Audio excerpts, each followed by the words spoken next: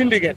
এই যে আজকে যেমন উনি এসে বললো গত 2 দিনে 5 লিটার করে নিয়ে গেছে, এখনো সিকিউরিটির সাথে এখানকার সিকিউরিটির সাথে সে বাক বিতন্নতা শুরু করছে। আমরাও বললাম সে 5 লিটার তেল 2 দিনে একটা বাইকে কখনো উবার যে রাইড শেয়ার করে তারও শেষ হওয়ার কথা না, কিন্তু সে শেষ করে আবার আজকে আসতে নেওয়ার জন্য। তো এরকম ভাবে মজুত করে বেশি দামে এই যে বিভিন্ন জায়গায় শুনতে পাই 200 টাকা লিটার করে তেল বিক্রি করতেছে। ওদের জন্য মূলত এই অবস্থা, এই দেশের পরিস্থিতিটা ওরাই স্টক করে দেশের একটা অস্থিতিশীল অবস্থা তৈরি করতে চাচ্ছে আর কি। মূলত আপনার আইন শৃঙ্খলা বাহিনী এখানে থাকবে, ইনস্ট্যান্ট যাদের কাগজপত্র নাই ইনস্ট্যান্ট গাড়ি এখানে আপনার মামলা দেখ, ওনাদের আইনের যে পদক্ষেপ আছে এটা গ্রহণ করলে অনেকেই আছে যারা ওই যে তেল আবার অনেকে ট্যাঙ্কের মধ্যে ফুল ভর্তি রাখেও তারপরেও আবার আসে। টোটালি আইনানুগ ব্যবস্থা নিলে সবার জন্য তাহলে দেশের পরিস্থিতি সবকিছু স্বাভাবিক হয়ে যাবে।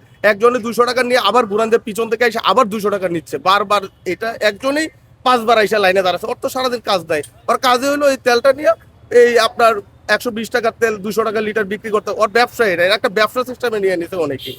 এটার জন্য আমি প্রত্যেকটা পেট্রোল পাম্পে এই আইন শৃঙ্খলা বাহিনীকে মনিটরিং এর জন্য থাকতে পারলে সব থেকে আমি এটা বেটার মনে করবো।